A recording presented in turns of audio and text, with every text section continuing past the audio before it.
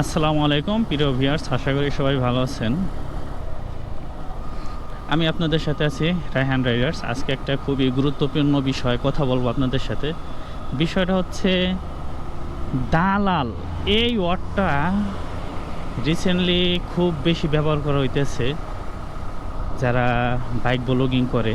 যে সমস্ত বড় ভাইদের দেখে আমরা বাইক ব্লগিং শিখছি বা কীভাবে বাইক ব্লগিং করতে হয় বা এটা যেন একটা প্যাশন, বাইক নিয়ে ঘুরতে যাওয়া যায়, বাইক নিয়ে পাহাড়ে যাইতে হয়, এইগুলা টোটালি শিখছি যাদের থেকে, এখন তারাই হয়ে গেছে দালাল দালাল এই বিষয়ে একটু কথা বলবো প্লিজ।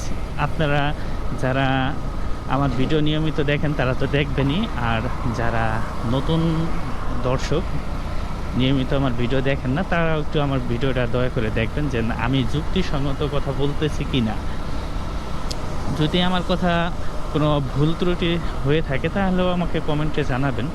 শোনেন ভাই, একটা বিষয় হচ্ছে যে এই যে একটা চ্যানেলের নাম আমি দেখাইতেছি, এটা আপনারা দেখবেন। এই ছেলেটি প্রচুর পরিমাণ বকা দিয়ে ভিডিও বা কন্টেন্ট তৈরি করে।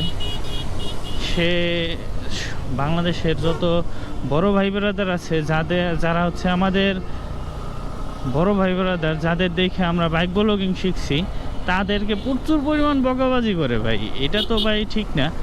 আপনি এরকম বকাবাজি করলে ভাই, পাঠার মতন যদি আপনি গালাগালি করেন, আপনার এই গালাগালির ভিডিও দেখে আমাদের নেক্সট জেনারেশন ছোট ভাই ব্রাদার ওরা কী শিখবে বলেন? আপনার এই সমস্ত গালাগালি বকাবাজি বন্ধ করুন, হ্যাঁ। আর দ্বিতীয় বিষয় হচ্ছে যে আমি আপনাকে পার্সোনালিভাবে চিনি না।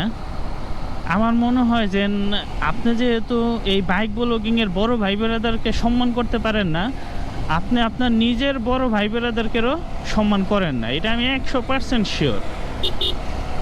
এই লোকটার যারা আশেপাশে আছে বা পরিচিত কেউ আছে, এরকম যদি কেউ এখানে আমার এই ভিডিওটা দেখেন প্লিজ ভাই, তাহলে আমার একটু জানাবেন যে আসলে এই লোকটা কি আমি যেটা বলছি এইটাই কি না, যে উনি ওনার বড় ভাই ব্রাদারকে সম্মান করে না, এই কোয়ালিটির লোক কিনা। হ্যাঁ ভাই, এই হলো আমার একটা বিষয়। দ্বিতীয় বিষয় হলো যে আপনি বলতেছেন দালাল। কেন এই ওয়ার্ডটা কেন ইউজ করতেছেন?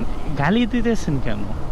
সে কোনো একটা কোম্পানির বাইককে ভালো বলছে, কমফোর্ট বাইক বলছে, এর জন্য? আচ্ছা, এই যে এসিআই মোটরস ইয়ামাহাকে ভালো বলার জন্য আপনি দালাল বলবেন? হ্যাঁ, আপনি যাকে দালাল বলতেছেন তার জন্মের আগে থেকে ইয়ামাহা বাংলাদেশে চলতেছে, হ্যাঁ, মানুষ কিনতেছে। তাহলে ভাই তখন কারা দালালি করতো? হ্যাঁ, এটা কি দালালি করাতেই ইয়ামাহা মানুষ কেনে, না হয় কেনে না, এরকম ভাই? আর আপনি যাদের তরু ভাই, সানি ভাই, মিজু ভাই, হ্যাঁ, আপনি মানে সব সিনিয়র পার্সনের দালাল বলতেছেন কে? তারা কি আপনারা বলেন কি যে না এইটাই কিনতে হবে, ইয়ামাহার বাইক না কিনলে হবেই না? এইটা আপনারা কি জোর করে তারা কিনাইতেছে? হ্যাঁ, এটা আপনি অ্যাড বলতে পারেন না যে তারা অ্যাডভার্টাইজ করে। এমন বাংলাদেশে কোন কোম্পানি আছে যে ভাই যে তার নিজের প্রোডাক্টকে অ্যাড করে না? এমন একটা ব্র্যান্ড, একটা কোম্পানি আপনি দেখান যে নিজের কোম্পানির জিনিসকে ভালো বল না। হ্যাঁ, আপনি কি বলে একটা বেলেট থেকে নিয়ে শুরু করে ভাই এসি, ফ্রিজ, মানে সর্বোচ্চ যা কিছু আছে সব কিছুর অ্যাড হয়।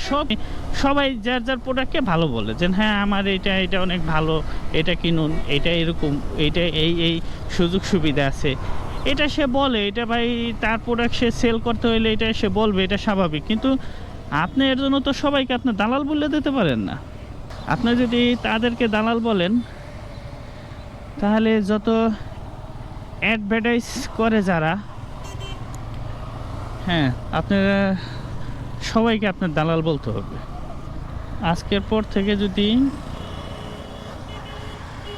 এই সমস্ত বড় ভাইদের অসম্মানী করে কথাবার্তা বলা হয়, এই ছেলের প্রতি বা এই সমস্ত যারা বাইক ব্লগিং করেন তাদের প্রতি আমরা অ্যাকশন নেব। হ্যাঁ। আর সবথেকে বড় বিষয় এই যে দেখুন আমার ডান পাশে যে একটা থাম্বনেল আপনি ব্যবহার করছেন, এই থাম্বনেলটা যেন আপনি ব্যবহার করলেন ভাই, এই যে মানুষগুলা 3টা মানুষের ছবি আপনি নিচ্ছেন, আপনি কি তার পারমিশন নিয়ে এই ছবিগুলা অ্যাড করছেন? হ্যাঁ, আপনি একজনের পারমিশন না নিয়ে তার ছবি দিয়ে আপনি তাকে দালাল লিখে আপনি একটা ইউটিউব থাম্বনেল বানিয়ে ফেললেন। এটা তো তার মানহানি হয়, এটা আপনাকে তো মানহানি মামলা দেওয়া উচিত। যে কোনো একটা ছাপরি ইউটিউবার ও আইসা একটা বড় ইউটিউবারদের ব্যাপারে দালাল মালাল বলে গালাগালি করলো, আর আমরা ওইটা সেই দেখা শুরু করে দিলাম, রিয়েক্ট করা শুরু করে দিলাম। হ্যাঁ, এইটা কীরকম ভাই? এটা তো হইল না। ওর যোগ্যতা আছে কি না তাদের ব্যাপারে সমালোচনা করার, এইটা দেখতে হবে। এখানে হয়তো বা আমারও দালাল বইলা ভিডিও বানানো শুরু করে দেবে। আপনি যদি সৎ সাহসী হয়ে থাকেন, আপনি যদি ওরকম ভালো ব্যক্তি হয়ে থাকেন, আসুন আমরা ডাইরেক্ট লবণ কোম্পানিরে পারলে ধরুন যে না, আপনারা এই বাইক এত কম প্রাইজের বাইকগুলাকে আপনারা কেন এত বেশি প্রাইজে বিক্রি করতেছেন? এত যেহেতু মানে পণ্ডিত হয়ে গেছেন, তাহলে ধর্মঘট করুন। হ্যাঁ,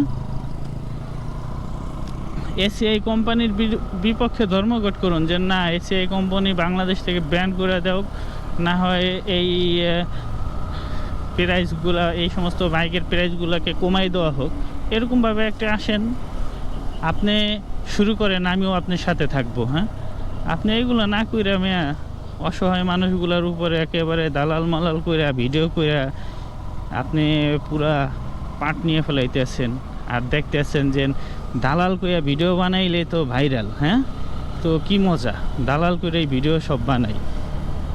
আর সবথেকে বড় বিষয় কি ভাই, ইয়ামাহা বাইক যারা চালায় তারা কারো কথা শুনে বাইক কেনে না। হ্যাঁ, ইয়ামাহা বাইক ইউজ কইরা এক ফ্রেন্ড মজা পাইছে, সে আরেক ফ্রেন্ডে বলছে, সে কিনছে, এইভাবেই। ইয়ামাহার হয়তো বা প্রাইসটা একটু বেশি হইতে পারে। হ্যাঁ, কিন্তু ভাই যারা ব্যবহার করতেছে তাদের আপনি থেকে রিভিউ নেন। তারা কি বলে নিজের, হ্যাঁ আসলে আমি এইটা কিনা ঠকছি, ভাল লাগতেছে না। আপনি রিভিউ নেন, মানুষের থেকে রিভিউ নেন। হ্যাঁ।